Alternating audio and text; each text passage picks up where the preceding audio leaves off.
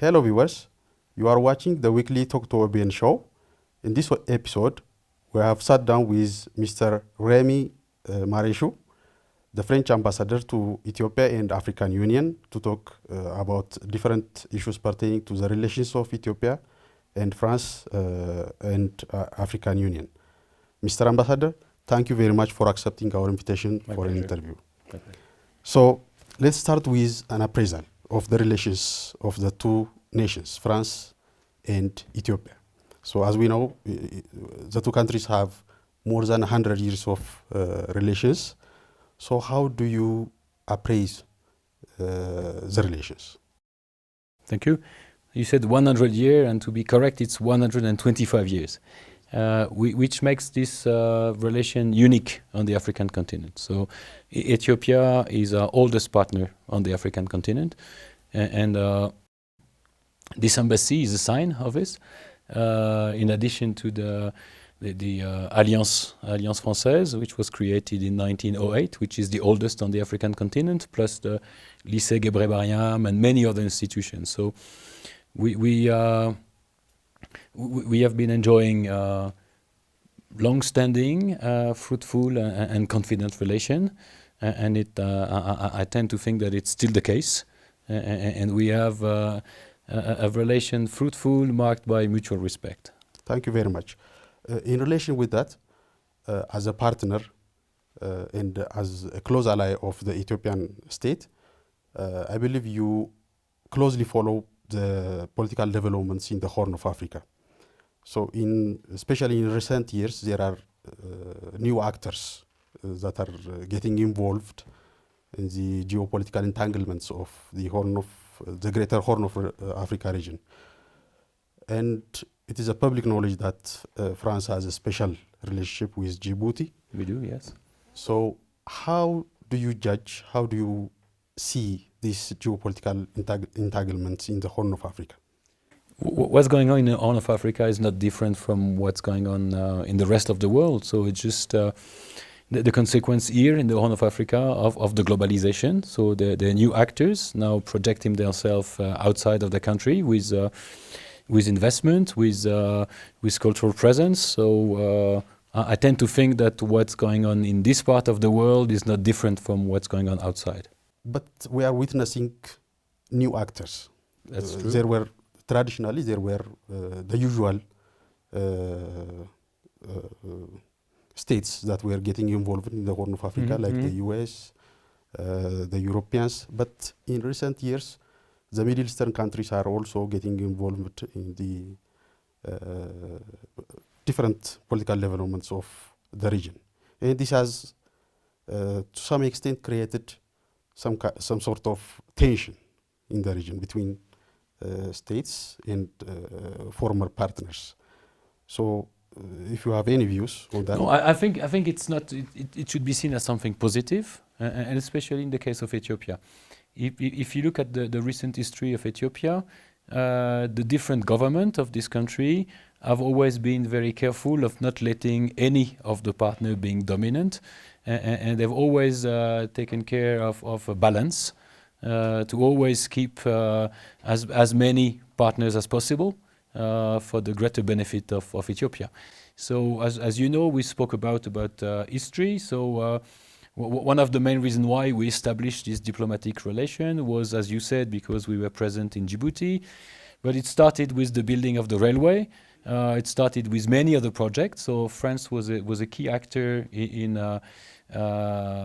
assisting Ethiopia opening to the world physically, but also culturally. And we've never been a dominant partner because Ethiopia never wanted one dominant partner. So I think it's still the case, and the Ethiopian government is very careful to let all the partners offer what they have the best, the added value in their relation with Ethiopia. That's maybe one of the reasons why we have so much focused or concentrated our relation in the cultural field, with heritage, with education, higher education, language, and many others. You raised a very important point here.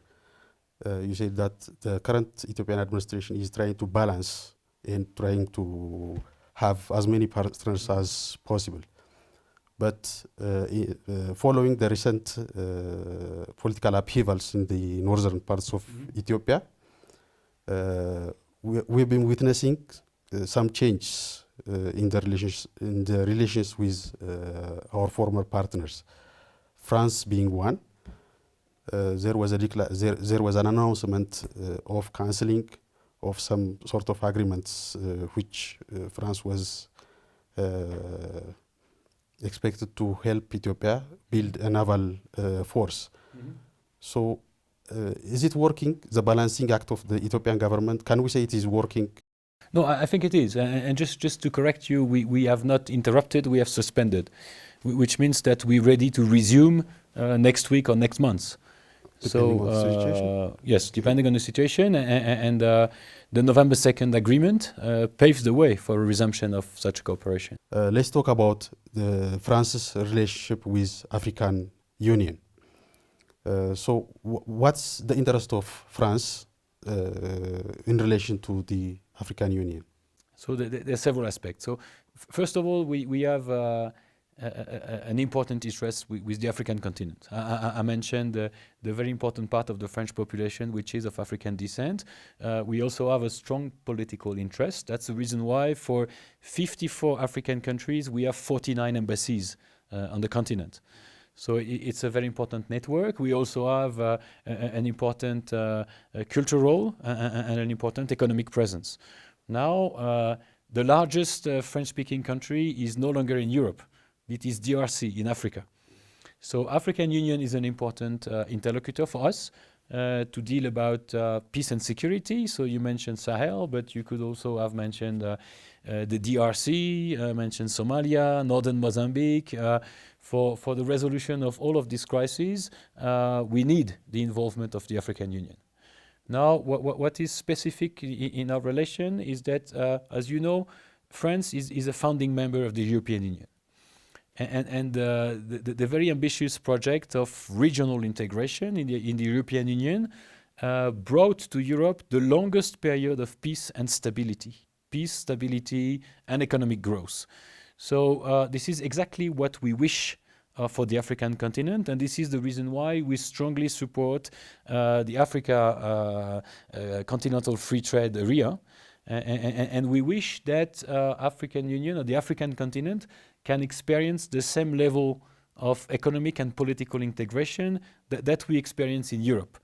And what is important to notice is that only Europe and Africa share this project of regional integration. You don't have it in other parts of the world. So we have the same vision that the common good is much higher than the addition of the national good. And that's why we fully support this ambition of the African continent of regional integration, and thus we support African Union in different aspects of the Agenda 2063. Thank you very much. Let's go to the other side of the African continent, into the Western African side, and especially the Sahel area. So historically, France has special relationships, closer relationships with African nations in the Western African region, especially those speaking, the French-speaking African countries. But in recent years, we are witnessing in different news outlets, there is some fermenting public uproars against the French. What's the source of that opposition, and how is France prepared to get out of that situation? To clarify and set the full picture, we have a very strong relation with West Africa and Northern Africa, not only for historical reasons, but for very current reasons. Among my fellow French citizens, 15% are of African descent, which means more than 8 million French citizens are of African descent. And that's very important. Now, these days that everybody is watching the World Cup, you can see the African component of the French team, but this is also a picture of the French society. So that's very important. So this link are not only link belonging to the past, but very current link, because the French of African descent still have relation with their family, their relatives, they have businesses, and as I speak, there are more than 6,000 French companies in Africa, and most of these companies were created by French of African descent. So this is part of the current link. So we also neighbors, and the Gibraltar Strait is 15 kilometers and will remain 15 kilometers, which means that part of the security of this region, the closest to the European continent, is of interest to us. So talking about Sahel and the military intervention, it started in early 2013 at the request of the Malian government, because at that time the Malian government was under direct threat from terrorist group affiliated to Al-Qaeda, and they requested urgent assistance, which we agreed to provide.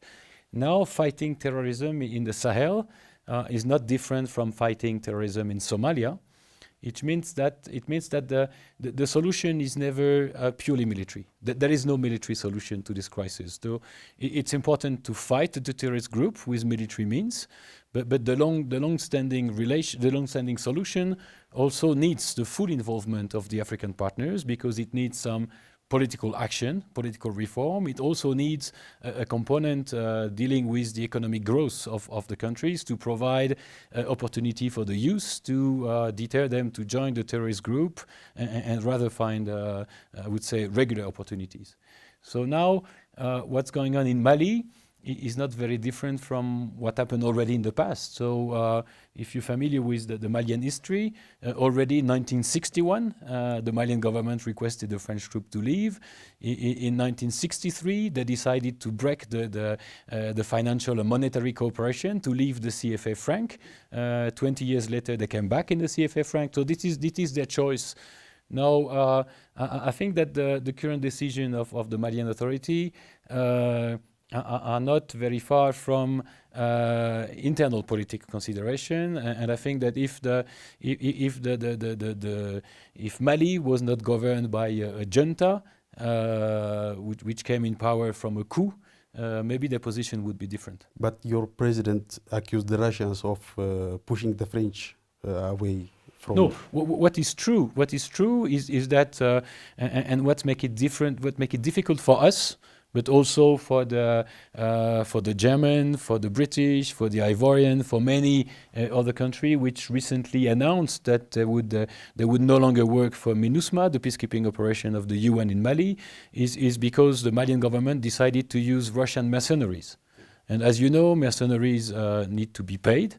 Not like the peacekeeping operation, not like the Barkhane operation, and those groups are not necessarily looking for the general interest of Mali, but for their own interest. But do you generally feel threatened by other bigger and stronger actors in your relations with African states? In the short term, maybe, but in the medium and longer term, I think it's a good thing, because if we have a strong and privileged relation, it must be on a voluntary base. So it's always important that African partners can compare. So what does the relation with Russia, with the mercenary group, bring to the country? And then it is for them to freely decide. Speaking of political problems, Ethiopia has had its own share of problems. Approximately last year, the northern rebel forces were advancing to the capital city. They were controlling different historical sites in the northern parts of the country. So as a development partner, how did French government and leadership feel about that situation? Okay. So first of all, we consider that the fighting that erupted in the north can only have negative consequences for Ethiopia. We often said that even if we couldn't tell who would prevail militarily, it was easy to know that the loser would be Ethiopia as a whole. So what you just mentioned, the rebellion force reaching as close as Debrecen, without succeeding to move further, showed clearly that there was no military solution to this conflict. And that's why the decision that was taken beginning of the month meeting in Pretoria and then agreeing for a political solution was the only way out. And that's why we saluted not only the agreement, but the wisdom and the courage of the leader who decided to sign this agreement. So can we say there is a certain foreign policy guideline that dictates France's action in handling the domestic issues of other countries? No, we don't deal with domestic issues of other country. They're independent and sovereign. So when we are asked to provide our view, we give our view. And if you pay attention to what we did since the beginning of the conflict, we issued less statement, public statement, then we had direct phone conversation between my president and Prime Minister Abiy. So when we have something to say to Ethiopian, we say it one-on-one, face-to-face. We don't make statements, we don't lecture, we don't urge. So let's move to issues in relation to the United Nations and IMF, World Bank. So you have a stake in those Absolutely. international organizations. Yes. And France is one of the permanent members of the United Nations Security Council. So in the past years, the issue of GERD, the Grand Renaissance Dam of Ethiopia, and the northern political situation has been raised repeatedly in the United Nations Security Council. What was the rationale for France's stance on those situations? Okay. So on the first point, so the 2 points are very different. The GERD and the situation in the north, because the GERD has an international dimension, which the situation in the north has less. So on the GERD, if you remember well, the conclusion of the debate on the Council was that mandate was given to the African Union, and if there is a need for a mediation, it must be conducted by the African Union. So we expressed inside the UN Security Council our confidence to the leadership of the African Union. So that was first the chairperson from DRC, now it is Senegal. So the outcome of this debate on the GERD was that the solution is to be found within the framework of the African Union. Now for the rest, there was a debate discussing about the situation with no operational conclusion. There was no draft resolution, there were no statement, and basically all the debate conducted to almost the same conclusion. That was that we trust the action of the African Union, African solution to African problem, and we support the action of former President Obasanjo. And then when he was assisted by 2 other eminent personalities to create a panel, we supported the panel. Okay, so now let's talk about your opinion on the current Ethiopian administration. To be specific, let's talk about the leadership of Prime Minister Dr. Abiy Ahmed. Ever since he assumed power, ever since he came to office, he has been on the spotlight. Everybody follows his actions closely. So as an Ethiopian, how should one understand the positions of France? How does France view his leadership in Ethiopia? Okay, this is it's maybe the easiest of your question. Because if you remember well, my president came for a state visit in 2019 in Ethiopia to express a strong support to the reform agenda. And we have deployed a team of experts with the Ministry of Finance to support the reform agenda. And we've been ready to support any of the requests put to us by Prime Minister Abiy. So this is one of the reasons why we have engaged in the Lalibela project, in the National Palace project. And in the future, we clearly intend to continue supporting the reform agenda. In relation with this, rumor has it that the Ethiopian government is formulating a new rapprochement strategy to enable its relationship with European countries, to be specific with France, to develop more. So do you have any opinion how that rapprochement strategy should be guided? So there are two things. The first thing, as I said, we saluted the November 2nd agreement, and we intend to do whatever we can to support this agreement, to support the implementation of this agreement. So for this, there are two aspects. The first one is to contribute to the reconstruction of the war-affected areas. And just 2 days from now, on Wednesday, I'll be in Dessier to hand over to the Dessier hospital the first batch of drugs and equipment that we decided to offer in order to rehabilitate this hospital. We also intend to work with the EEP to consolidate the repair that were made on the electrical network. So we intend to continue working. I had several meetings with the Director General, and we'll contribute procuring new equipment to repair the Alamata substation, to repair the transmission line. We also intend to work on food security in the war-affected area. We have a 31 million euro project that is to be launched in order to restore services for farmers, to allow them to acquire seeds and fertilizer in order to relaunch their activities and to strengthen the food security of the region. So this is the first aspect. On the second one, it is very important to consolidate the agreement that all the Ethiopian population feel in their daily life the benefit of peace. And for this, the most important part will be, as you mentioned, at the IMF. We are shareholder, so it's important. We consider it important that the IMF resume negotiation with the Ethiopian government in order to conclude a program which will allow to inject new cash, but also which will allow France, which holds the chairmanship of the creditors committee, together with the Chinese Exim Bank, to work on the debt rescheduling. How should one envision an ideal, mutually beneficial relationship with France and Ethiopia in the future? Okay. How should that relationship be directed? What's important, it's not specific to Ethiopia, but it's also, it could also apply to the African Union. What's important to have a partnership is to agree on clear common interest, to explicitly agree on clear common interest, and then to commit on joint projects.